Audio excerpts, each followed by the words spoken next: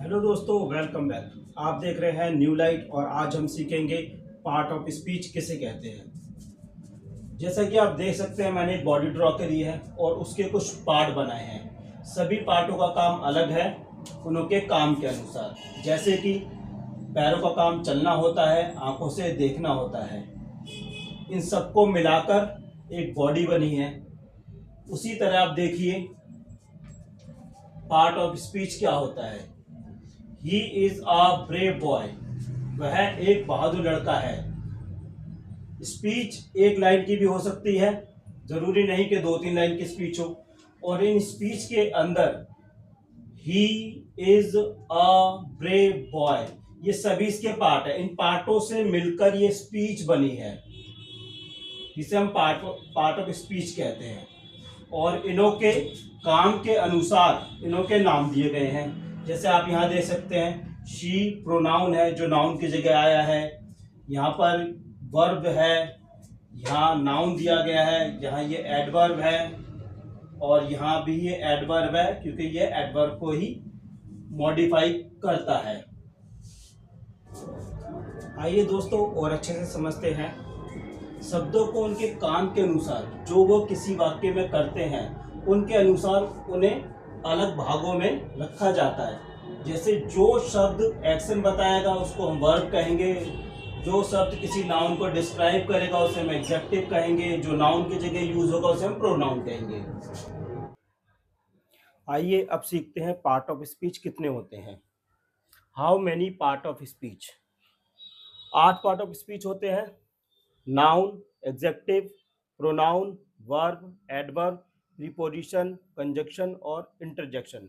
अब हम इन्हें आगे चल के विस्तार में सीखेंगे कि नाउन का प्रयोग कैसे करते हैं, एग्जेक्टिव कैसे यूज होता है, प्रोनाउन का प्रयोग कैसे करते हैं। ये सभी चीजें अब हम विस्तार से सीखेंगे। आइए सबसे पहले सीखते हैं नाउन। नाउन किसे कहते हैं? किसी व्यक्ति, स्थान या वस्तु के नाम के तौर पर जो शब्द प्रयोग होता है उसे हम नाउन कहते हैं।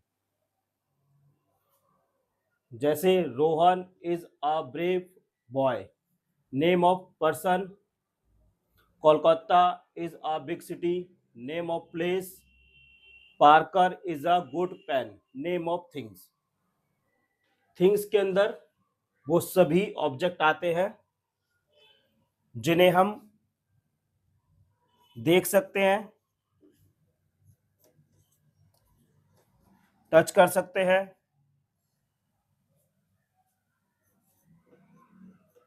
सुन सकते हैं। अब आप ध्यान दीजिए, ऑनेस्टी।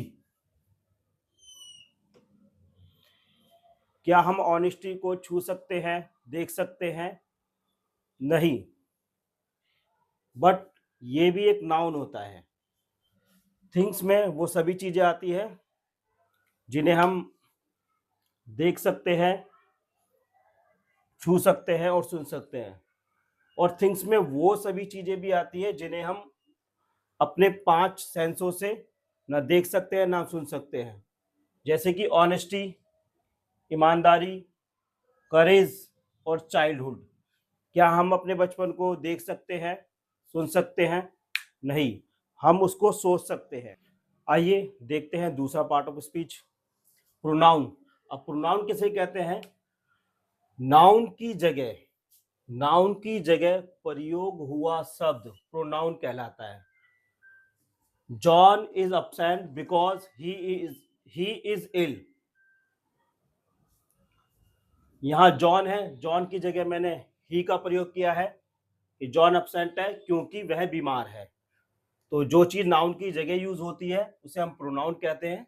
आगे चल के इसे विस्तार में भी सीखेंगे। एग्जेक्टिव किसे कहते हैं? He is a brave boy. वह एक बहादुर लड़का है। किसी भी नाउन या प्रोनाउन को डिस्क्राइब करने वाला वर्ड एग्जेक्टिव कहलाता है। कुछ एक्स्ट्रा इंफॉर्मेशन दे रहा है। ही इज ए बॉय, वह लड़का है। He is a brave boy, वह एक बहादुर लड़का है। आइए अब देखते हैं वर्ब किसे कहते हैं।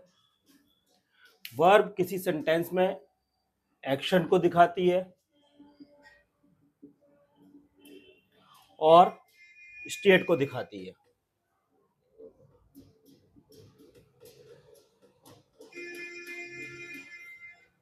The girl wrote a letter to, sorry ये हर आएगा, टू हर प्रिंसिपल। लड़की ने अपने प्रिंसिपल को पत्र लिखा। दूसरा सेंटेंस देखिए, ही इज गुड और ही इज बैड। वह अच्छा है या वह खराब है। यहाँ पर उसकी स्थिति दिखा रहे, स्टेट दिखा रहे हैं कि वो कैसा है, अच्छा है, स्टेट है, और कैसा है, खराब है। एडवर्ब को देखिए, एडवर्ब हमें वाक्य में वर्ब को, एग्जेक्टिव को और दूसरे एडवर्ब को मॉडिफाई करता है, मतलब कुछ थोड़ा बहुत उसमें चेंज करता है। यहां पर देखिए, सोहन रन्स क्विकली, और सोहन दौड़ता है, ये वर्ब है और ये हमारा एडवर्ब है कि रोहन तेजी से दौड़ता है। यहां पर इसने वर्ब को किया है। The flower is very beautiful. अब ब्यूटीफुल हमारा एग्जेक्टिव होता है, इसको वेरी ने मॉडिफाई किया है। मॉडिफाई मतलब कि थोड़ा बहुत चेंज करना, उसमें उसके अर्थ को चेंज करना।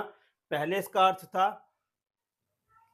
कि सिर्फ खूबसूरत, अब इसका अर्थ हो गया बहुत खूबसूरत। तो एग्जेक्टिव के अर्थ को चेंज करता है, वर्ब के अर्थ को चेंज कर दिया। पहले वर्ब का मतलब था सोहन रन, सोहन दौड़ता है, बाद में इसका अर्थ हो गया सोहन तेजी से दौड़ता है। तो इस वाले अर्थ को मॉडिफाई किया इसने, वर्ब के अर्थ को। तीसरा एग्जांपल देखिए, सी रीड्स क्वाइट क्लियरली। वह काफी साफ तरीके से पढ़ती है, मतलब विदाउट एनी हेजिटेशन। तो यहां पर जो क्लियरली वर्ड है ये हमारा एडवर्ब है, इसको मॉडिफाई किया है क्वाइट ने। आइए अब बारी है प्रीपोजिशन की। इन 3 एग्जाम्पल से समझेंगे प्रीपोजिशन को। किसी नाउन या प्रोनाउन के आगे रखा हुआ वो शब्द जो इस नाउन और प्रोनाउन को किसी दूसरे शब्द के साथ किस तरह का रिश्ता है ये दर्शाता है, उसको हम प्रीपोजिशन बोलते हैं। जैसे कि आप यहाँ पर इन प्रीपोजिशन इस नाउन को दूसरे नाउन की स्थिति के बारे में बताता है। एग्जाम्पल नंबर 2 देखिए, the dog jumped of the chair. यहां पर प्रीपोजिशन ऑफ इस नाउन को इस दूसरे शब्द से अलग होना दिखाता है। उसी तरीके से आप तीसरा एग्जाम्पल देखिए, the dog jumped with him. कुत्ते ने उसके साथ जंप की।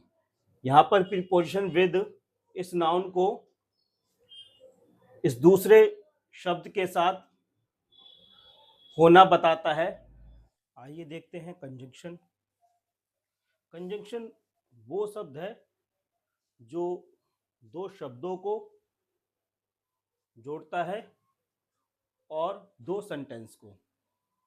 I run fast but miss the train. यहाँ पर ये दो सेंटेंस है जिन्हों को कंजंक्शन बट ने जोड़ा है। यहाँ पर दो शब्द है जिन्हों को कंजंक्शन एंड ने जोड़ा है। आइए देखते हैं इंटरजेक्शन। इंटरजेक्शन जो शब्द होता है वो सडन फीलिंग को एक्सप्रेस करता है, सडन फीलिंग को बताता है। जैसे hurray we have won the game. इसी तरह की इंफॉर्मेटिव वीडियो ग्रामर के बारे में देखने के लिए हमारे चैनल को सब्सक्राइब करें, लाइक करें और शेयर करें। और अगर कोई डाउट है तो आप प्लीज़ मुझे कमेंट्स कर सकते हैं। Thank you.